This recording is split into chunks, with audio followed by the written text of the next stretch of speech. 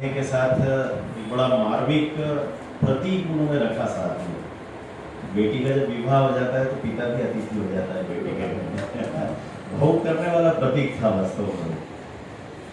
पत्रकारिता के पितृपुरुष और भीष्म पितामह की तरह कई बार हम सब लोग, मेरे जैसे विद्यार्थी भी पत्रकारिता के विश्वविद्यालयों में जब बच्चों को पढ़ाने के लिए जाते हैं, व्याख्यान के लिए जाते हैं, तो संपादन कला इस विषय पर मैंने जब भी व्याख्यान दिया होगा तो एकलव्य की तरह जिस द्रोणाचार्य की मूर्ति की ओर इंगित करता हूँ वो मूर्ति श्रद्धेय महेश जी सक्सेना, महेश जी श्रीवास्तव की।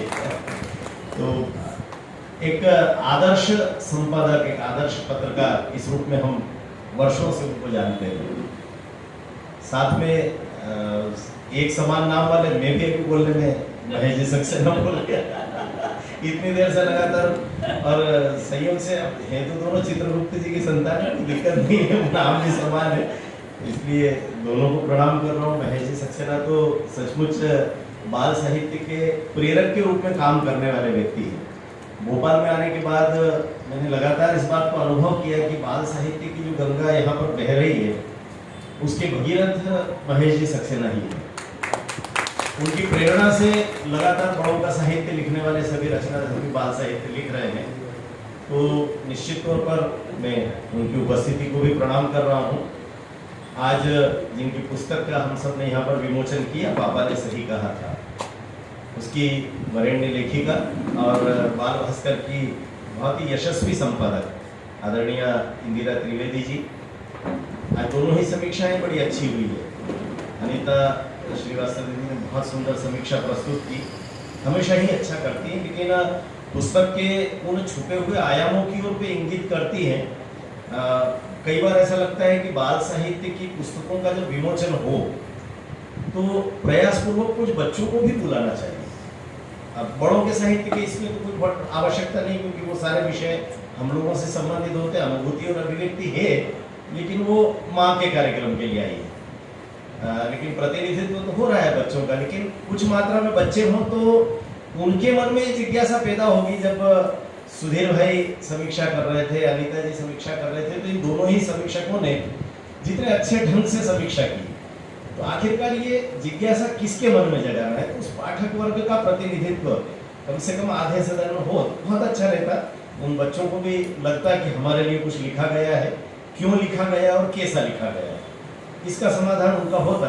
मैं सुधीर जी और अनीता जी दोनों को ही बहुत सारी बधाई देता हूँ कि आज बहुत ही अच्छी समीक्षा उन्होंने यहाँ पर प्रस्तुत की। एक बात और ध्यान में आई थी, अनीता जी का जब परिचय दिया जा रहा था तो कीर्ति जी उनकी संस्था का नाम बता रही थी, तो अचानक मुझे लगा कि संस्था का नाम लिखा है कहीं, तो पीछे बैनर देखने लगा। मैंने कहा कि संस्था का नाम मेरे लिए नया था और काम के बारे में तो कीर्ति जी ने बताया, तब समझ में आया कि आप ये करते हैं।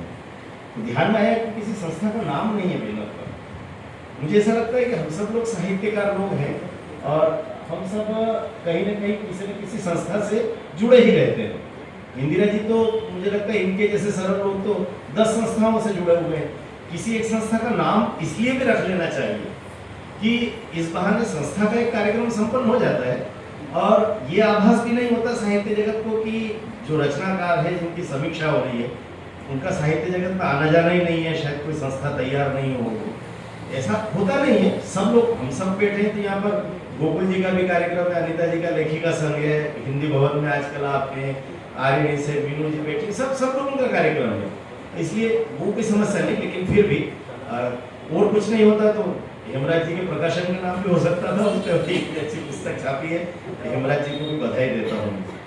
कहानियाँ बड़ी अच्छी, पूरी पुस्तक मुझे भी श्रद्धेय महेश जी सक्सेना की तरह उसकी भूमिका लिखने का काम पड़ा, तो स्वाभाविक रूप से इन पांडुलिपियों को पूरा पढ़ना ही पड़ता है, तब जाकर के कुछ उसका सत्व निकाल पाते हैं, एसेंस उसका बाहर आ पाता है।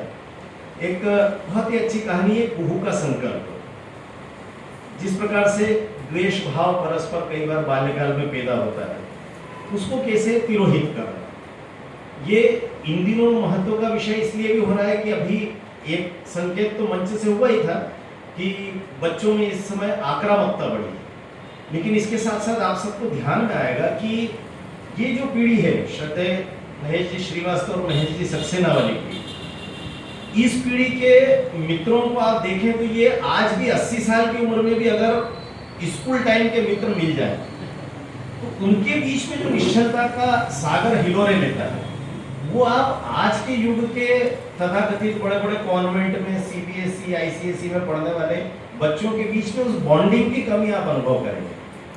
ये जो द्वेष का भाव आता है, उस द्वेष के भाव को कैसे दूर करना, ये एक मुझे लगता है कि बड़ा एक सकारात्मक दृष्टिकोण है कि बच्चों में जिन जीवन मूल्यों को हम चाहते हैं, मित्रता, संवेदनशीलता, उनको प्रेरित करने की दिशा में ये कहानियां बड़ी काम की होती है। एक और उपहार कहानी के संबंध में सुधीर जी ने भी बातचीत की थी कि अपने ही मित्रों में अगर संवेदना होगी तो फिर उपहार जैसी कहानी रची जाती है।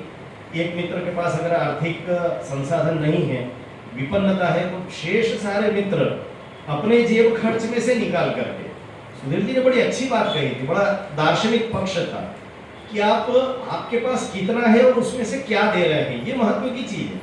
मुझे गांधी जी याद आ रहे थे आपके समय। जमुनालाल बजाज ने किसी चीज के लिए झोली फैलाई, गांधी जी ने, जमुनालाल बजाज जी ने 1 लाख का चेक डाल दिया। पूरे समय प्रतीक्षा करते रहे। दिल्ली के बिरला मंदिर में कार्यक्रम चल रहा था, बाद में एक भीख मांगने वाली एक माँ आई और उसने एक तांबे की गोड़ी या पाई जो उस समय चलती थी वो झोली में डाली। गांधी जी आसन से उठ के खड़े हो गए, पैर छू लिए और कहा कि इस माँ ने कितना बड़ा दान दिया, अब मेरा जो अभियान है वो यशस्वी होगा। तो जमुनालाल जी बजाज ने बाद में फिर 1 लाख का चेक दिया था, आपने एक शब्द नहीं कहा मेरे बारे में, और वो एक तांबे की कोड़ी लेकर के गई और आपने इतनी प्रशंसा की। तो गांधी जी ने कहा कि जमुनालाल एक बात समझो, तुम करोड़पति अरबपति हो, तुमने अपने पूरे अर्जित धन में से समुद्र में से बूंद की तरह 1 लाख दिया है, और जिस माँ ने ये तांबे की कोड़ी दी है ना, हो सकता है कि आज उसके पास दूसरे समय के भोजन के लिए आधी रोटी भी नहीं बचेगी, तो उसने तो अपना सब कुछ समर्पित किया है। तो वो क्या दिया जा रहा है ये महत्व का है। बच्चे के लिए उस जेब खर्च का जो महत्व है, मुझे लगता है कि ये, क्योंकि सामान्यतः बच्चों के मन में लालच तो होता ही है, और ये इस प्रकार का भाव पैदा भी किया जाना चाहिए। मैं अक्सर कहता हूँ कि बच्चों में बचत का स्वभाव डालना, ये आज की पीढ़ी के लिए बहुत जरूरी है। अन्यथा आप देखेंगे कि जमीन पर लौटने लगते हैं मॉल में, बच्चे को ये पता ही नहीं है कि मैं 10,000 की चीज मांग रहा हूँ अपने माता पिता से। उसको ये तक पता नहीं है कि मेरे पिता का कुल मिला करके महीने भर का वेतन 15,000 है और मैं 10,000 की चीज मांग रहा हूँ, उसके लिए जमीन पर लौट रहा हूँ। पुराने बच्चों में ये संवेदनशीलता होती थी, उनमें ये जिद नहीं देखते थे, उनको पता होता था कि मेरे पिताजी फीस के लिए कितना संघर्ष कर रहे हैं, तो नहीं मांगते थे। उनकी इच्छा होती थी तो भी नहीं मांगते थे। घर घर में हामिद होते थे प्रेमचंद के, जो मौका आने पर खिलौने की जगह चिमटा ले आते। लेकिन आज इस चीज का अभाव दिखाई देता। मुझे एक कहानी और याद आ रही थी, शायद कुमार अनिल हरियाणा के एक अच्छे कहानीकार है, उनकी थी या किसी और की, लेखक का नाम याद नहीं आ रहा। तो ये जो बचत की राशि होती है, इस बचत की राशि में से कभी कभी संस्कार कैसे देते हैं। तो इतनी अच्छी कहानी थी कि एक बिटिया जो है उसको झूठ बोलने की आदत थी। दादाजी चाहते थे कि झूठ बोलने की आदत समाप्त हो जाए, तो उन्होंने एक बड़ा अच्छा तरीका खोजा। उन्होंने उस बेटी को कहा कि तुम जब भी झूठ बोलो आकर के मुझको बताना कि मैंने आज झूठ बोला है, तुम्हारे हर झूठ पर तुमको एक कलदार दूंगा, तुम अपने गुल्लक में डाल दो। अब बेटी 8 दिन बाद आई, बोली दादाजी गुल्लक पूरा भर गया। दादाजी ने कहा अच्छा, गुल्लक पूरा भर गया, कोई बात नहीं, उसको फोड़ दो, खाली करके वो राशि तुम रख लो। लेकिन नया गुल्लक जब आया तो मालूम पड़ा कि वो बेटी ने दादाजी के पास आना बंद कर दिया। दादाजी को आश्चर्य हुआ, कहाँ तो 8 दिन में पूरी गुल्लक हाउसफुल और महीना भर होने को है। एक दिन बेटी खूब प्रसन्न मुद्रा में आई, दादाजी दादाजी आज मैं बहुत खुश हूँ। क्यों? पूरा महीना बीत गया और मेरा गुल्लक खाली है। अब इस कहानी में से जीवन मूल्य का जो संकेत जाता है, प्रश्न बचत का अभ्यास भी करवाना है, लेकिन एक झूठ नहीं बोलना, सत्य बोलना, ये जो जीवन मूल्य उसमें से बच्चे को मिल रहा है। तो इस तरह की कहानियों का मुझे लगता है कि ये नैतिक शिक्षा की दृष्टि से भी कई बार बड़ी आवश्यकता होती है। मुझे याद है कि यहाँ के राज्य शिक्षा केंद्र की एक नैतिक शिक्षा पाठ्यक्रम में सम्मिलित करने की समिति में जब गया था तो शायद एक बार बताया होगा मैंने, हमारे अधिकारी लोग इस बात के लिए राजी नहीं थे। बोले अरे पाठ्य पुस्तक में क्या नैतिक शिक्षा, और आप कैसे करोगे, और भाषा में हिंदी में संस्कृत में तो फिर भी हो जाएगा, गणित में कैसे कर लोगे। तो मैंने उनको उदाहरण दिया, मैं फ्लैग लगा करके लेके गया था गणित की किताब। मैंने कहा देखो ये अब्दुल ने 5 अंडे में से 2 अंडे चुरा लिए। मैंने कहा इस सवाल को आप जोड़ बाकी गुणा भाग करवाना है और सिखा क्या रहे हो। 2 अंडे चुरा लिए, कितने अंडे बचे? ये रामलाल दूध वाला 5 लीटर दूध निकालता है गाय का और उसमें 3 लीटर पानी मिला देता है, वो इतने रुपए लीटर बिकता है तो उसको कितना लाभ? क्या बता रहे हो? ये जोड़ बाकी गुणा भाग है। इसी बात को आप ये भी तो कर सकते हो भाई, एक बच्चे के पास, धनी परिवार का बच्चा है, उसके पास 10 पेंट थी, 10 शर्ट थे और सामने एक गरीब मजदूर का परिवार रहता था। ठंड में उस बच्चे को लगा कि उनको सर्दी लगती है तो उसने अपने 3 शर्ट और 2 पेंट उन बच्चों को दे दी। अब उसके पास कितनी बची? तो ये जो नैतिक मूल्य देने का प्रश्न है, ये नैतिक मूल्य कहीं से भी कैसे भी इन कहानियों में प्रवेश कराया जा सकते हैं। और इस काम में सामान्यतः इंदिरा जी की बड़ी सिद्धहस्तता है और इसलिए उनकी कहानियों को बात से बने की बात, ये बहुत अच्छा और संवेदनशील विषय है। इन दिनों जिसको हम सब लोग अनुभव कर रहे हैं कि आधुनिक साधनों ने जिस तरीके से रिश्तों में दूरियां लाना प्रारंभ की है। तो अभी पिछले दिनों हम सब लोगों ने देखा होगा कि एक चित्र बड़ा प्रसिद्ध हुआ है और उस चित्र में नीचे केवल एक कैप्शन है, नानी के सारे नाती पोते गर्मियों की छुट्टी में नानी से मिलने आए, ऐसा लिखा है। उसमें नानी अकेली गुमसुम सी बीच में बैठी है और 10-12 बच्चे सब अपना अपना मोबाइल लेकर के उसमें बैठे हुए। अब ये तो हो गई समस्या, लेकिन उसका समाधान अभी रिसेंटली मैंने अभी परसों देखा उस वीडियो को, आपने भी देखा होगा कि घर में भोजन इस तरह दिया जाना चाहिए। तो माँ जो है वो थालियां लगा करके बैठी है टेबल पर और एक टोकरी रखी है और बच्चों से करवाते करवाते अंततः पतिदेव आते हैं तो उनको भी ऐसे आंख निकालती है और पतिदेव भी अपना मोबाइल धीरे से रखते हैं। फिर वो कहती है, तो फिर वो दूसरा एक और जेब में से निकलता है, वो टोकरी में रखते हैं, तब फिर वो भोजन की थाली देती है। मुझे लगता है कि इस तरह के समाधानों की आवश्यकता इन दिनों परिवारों में, और वो समाधान इन कहानियों में उभर करके आते हैं, बात से बनेगी बात जैसी कहानियों से।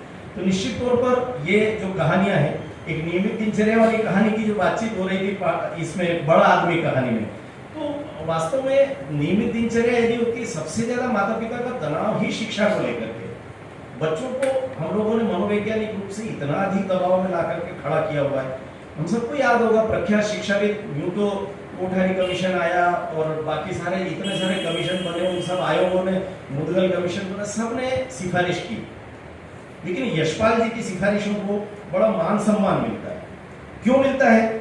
यशपाल जी ने जब इस प्रकार के सर्वेक्षण शुरू किए तो तराजू लेकर के स्कूल के बाहर खड़े हुए, दिल्ली के स्कूल के बाहर, बच्चे का वजन एक तराजू पर तोलते थे और बस्ते का वजन दूसरे तराजू पर तोलते थे, नोट करते थे कि देखो हमने क्या हालत करके रख दी बच्चों की। लेकिन समाधान तो उसमें से भी नहीं निकला था। लेकिन कभी कभी ऐसा होता है ना कि बातचीत में कई बार, तो एक बार विद्या भारती के एक राष्ट्रीय सम्मेलन में इस प्रकार की कुछ चर्चा निकली थी बस्ते के बोझ को लेकर के। तो मैंने एक सहज रूप से कहा, मैंने कहा कि ये इतनी सारी किताबें बच्चा लेकर के जाता है, तो आप बार बार कहते हो कि बस्ते का वजन कम कर रहा है, लेकिन किताबें कम करने की तो कोई बात नहीं कर रहा है। हिंदी भी चाहिए, अंग्रेजी भी चाहिए, गणित भी चाहिए, संस्कृत भी चाहिए, भूगोल, विज्ञान, विषय तो कम करने को हम तैयार नहीं। तो इसका समाधान तो निकालो कम से कम, बार बार केवल समस्या की माला जपते हैं। तो हमारे एक वरिष्ठ कार्यकर्ता बैठे थे, उन्होंने कहा आप बाल साहित्य वाले, आप ही बता दो।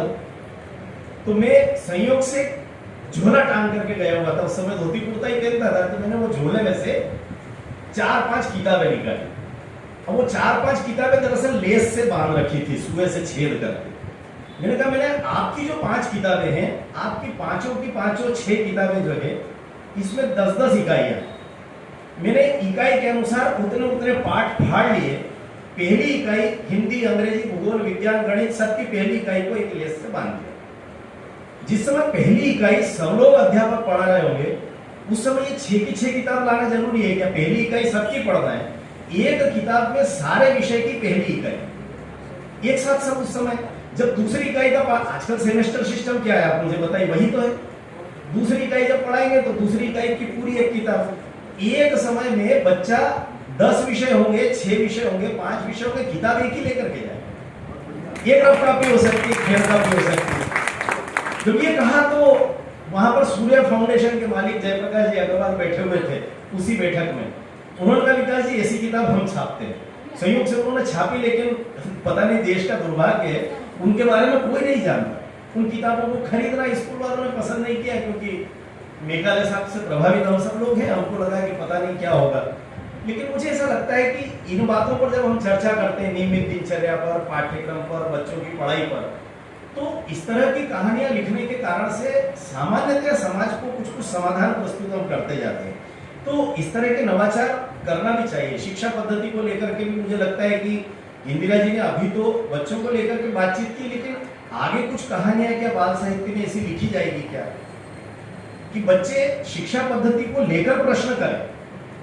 पटवा जी यहाँ पर बैठे हैं, जिज्ञासु व्यक्ति के हैं, प्रश्न करने की कला ये अपने आप में बड़ी महत्वपूर्ण होती है। लेकिन दुर्भाग्य के साथ देखिए कि हमने जिनको प्रश्न करना चाहिए उनको उत्तर देने वाला बना दिया।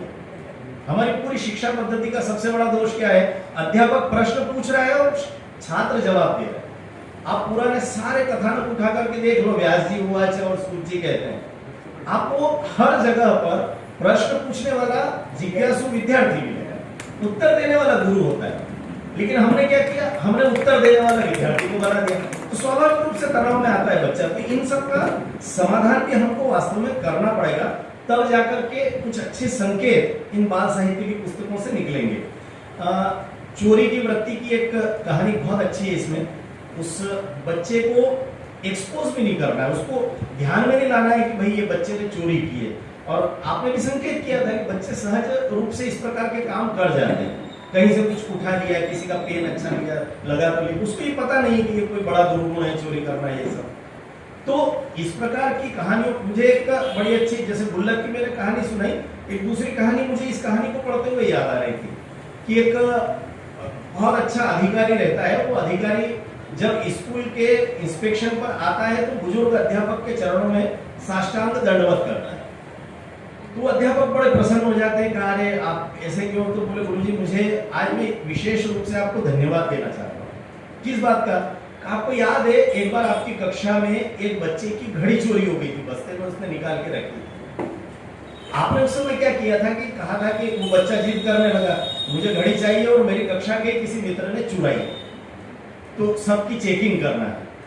तो आपने ये किया था कि अच्छा ठीक है कर लेते हैं, लेकिन कोई एक दूसरे की नहीं करेगा, मैं सबकी चेकिंग करूंगा, सब लोग लाइन से खड़े हो जाएं और अपनी अपनी आंखें बंद कर दें। थोड़ी देर बाद उन्होंने कहा कि भाई किसी की जेब से घड़ी नहीं निकली, तुम ऐसा करो जरा एक बार अपना बस्ता फिर से देखो। उसने देखा तो उसको घड़ी प्राप्त होगी। उस अधिकारी ने कहा कि दरअसल मैं इस बात को आज तक अच्छी तरह से जानता हूं कि जब आप सबके जेब संभाल रहे थे उस समय मेरी जेब में वह घड़ी रखी हुई थी। आपने धीरे से उस घड़ी को निकाला, ले जाकर के उस बच्चे के बस्ते में रखा और सबको ये कहा कि किसी की जेब में नहीं। उस दिन आपने जो मुझे संदेश दिया था वो संदेश मेरे जीवन में आज तक काम आता रहा।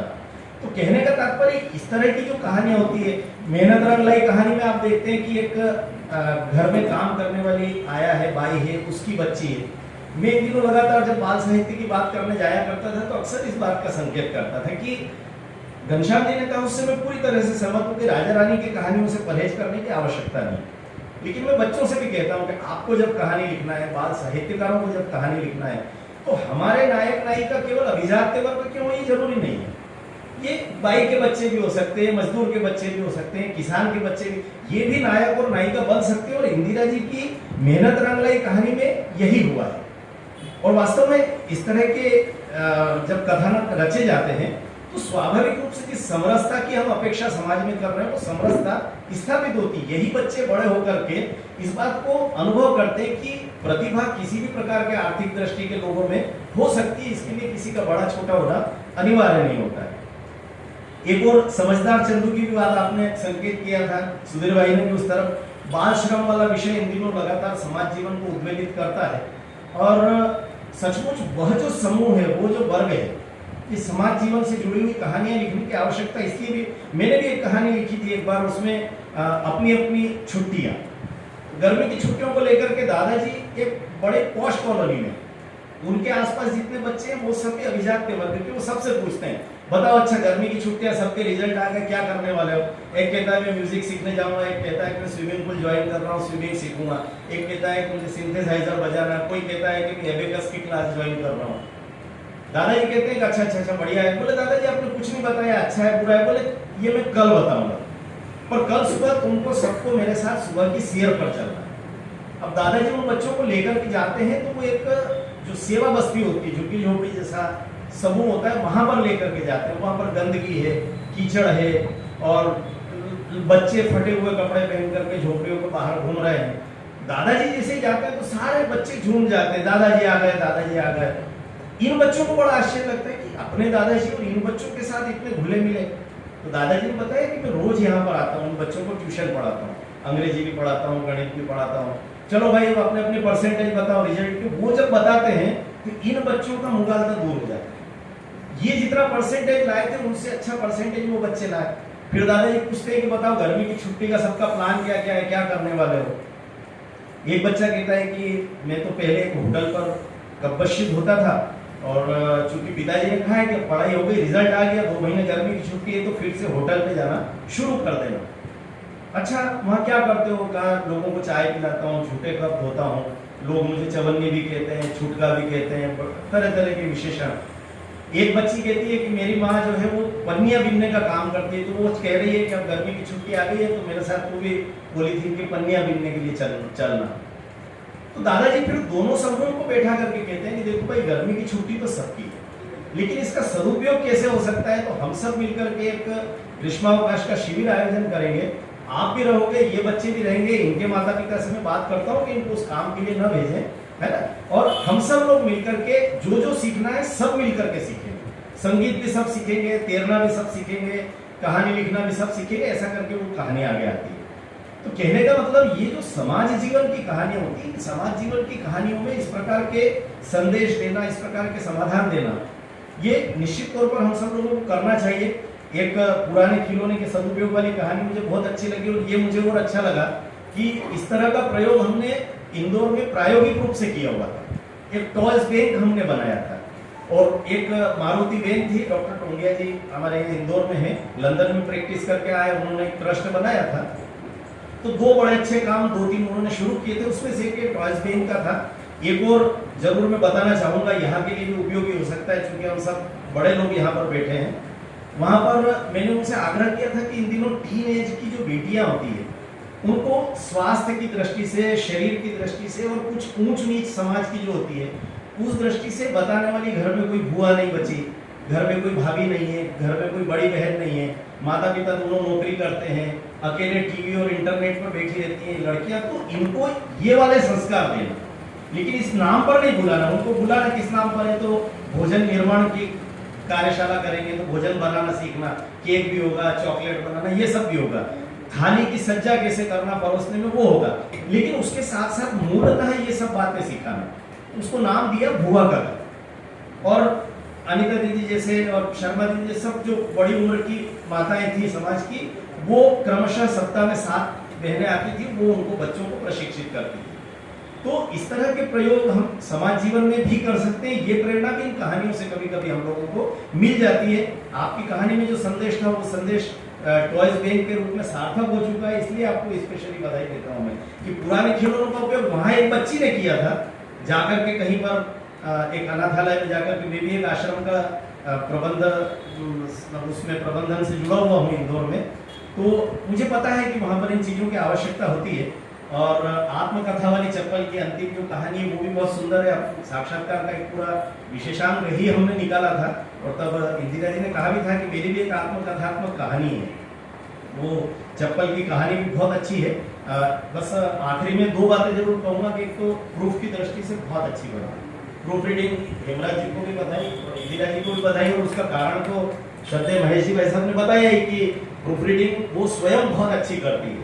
क्योंकि देखिए बच्चों की साहित्य में अगर एक भी गलती जाती है, तो मैं अक्सर उदाहरण देता हूँ कि लखनऊ के कुलपति जी लखनऊ को नखलऊ बोला करते थे, तो उनके मित्र ने कहा कि आप लखनऊ विश्वविद्यालय के कुलपति हो और ऐसा बोलते हो, तो उन्होंने कहा कि मेरे प्राइमरी स्कूल के एक अध्यापक थे सुंदरलाल जी शर्मा, वो नखलऊ बोलते थे, तो पहली कक्षा से मेरी आदत पड़ गई नखलऊ बोलने की। अब नहीं जाती, मैं कुलपति हो गया तो भी नहीं जाती।